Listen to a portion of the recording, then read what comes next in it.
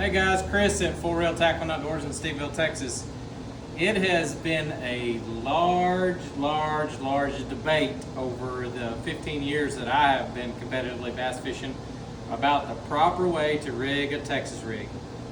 My personal preference, and this is my personal preference, I throw it whether it be on a hammer, a Duckett, a Dobbins, a Kistler, a Pride, whatever the rod company is you like throwing. I usually throw it on either a 7 or a 7.3, medium heavy to a heavy action.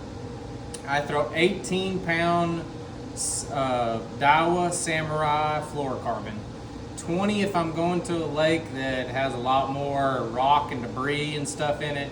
22 if I'm going to a lake that is known to have zebra mussels in it. And even then, you can fish with 220-pound test, and that would still pop your line. Real quick, I'm going to go through a tutorial on how I go about it. So I run a bobber stopper. I peg all my weights. You're going to slide a bobber stopper on real quick. You'll feed the line through. I can see. You feed the line through and you hold the bobber stop and you pull tight like that, it leaves the bobber stop or the weight stopper on the line. I fish a lot of different variations of weights, all tungsten. I don't use lead anymore. All tungsten. This is a 3/16 ounce worm weight. I think Queen Tackle. You'll slide that on. Make sure you got it on up the line a little bit. Make sure you got plenty of line to tie your knot.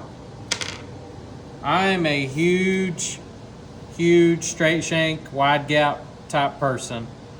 It was probably about 10 years ago. I hooked into one of the largest bass that I ever have hooked into in my life on a Texas rig, and I lost it at the boat. And my partner said it's because of that wide gap worm hook you're fishing, and it was a Gamakatsu Superline wide gap. Ever since then, I switched over to a straight shank wide gap, and my hookup ratio and my connection ratio, every bit of probably 65% better than it was with a wide gap. That's personal preference. A lot of you guys, maybe not. That's a 2/0 owner. I've switched over here recently and started using the 2/0 Hayabusa heavy duties. Either hook. This is a 2/0 owner. Both very good sharp hooks. So you got your bobber stop on, you got your weight on. We're going to go on with the hook. We're going to feed the line back through. I have a video on this particular knot I'm showing. You feed the line back through. A lot of you would recognize, oh, he's going to tie a Palomar knot. You make sure the line is not crossed over and the bait the deal can slide up and down the line. You're going to stick this finger in over the top of the line. You're going to bring this line over the top. And then you're going to start rolling that loop in the downward direction. I usually do at least 3 times. So then you're left with a little tiny loop and a bigger loop where your finger was. You run it back through the bigger loop. Pinch that one. Hold it. Make sure that you wet it. And then pull down tight. If you have a loop or anything left in there, you can pull on both. If you want the knot to straighten up, if you pull on that loop, the knot will slide back up the line. That is one of the strongest fluorocarbon knots I think I've ever come across.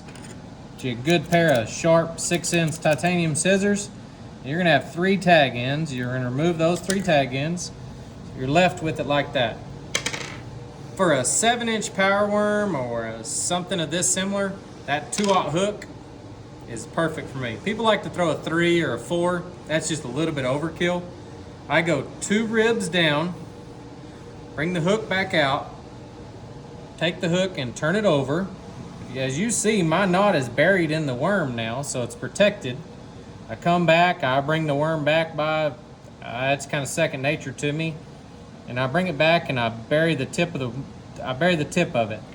So then if you bring it back and you come all together and you slide your bobber stopper down on top of your worm, that's probably one of the most natural looking worms for straight streamline, and you can even get it a little bit straighter than that.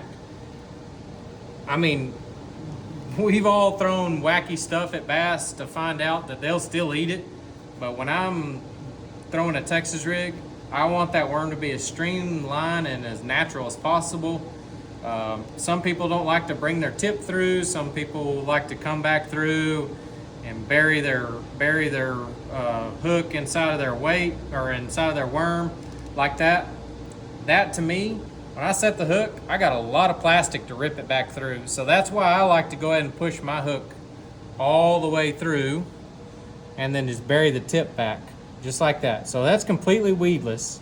You run your finger over it, but when a big old bass comes up and eats that thing, I 9 times out of 10 hook them right in the roof of the mouth or right in the corner of the mouth.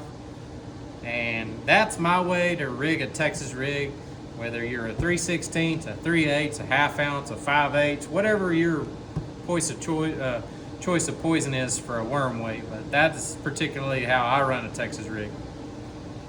Thank you guys for watching. If you guys have any questions, feel free to give us a call, 254-459-4757. We're open Monday through Friday, 8 to 6. Got a Facebook, a TikTok, an Instagram. Give us a follow, give us a like, share our posts. We'll do what we can to bring what we can in the store. 4 Reel Tackling Outdoors, and we are the real deal.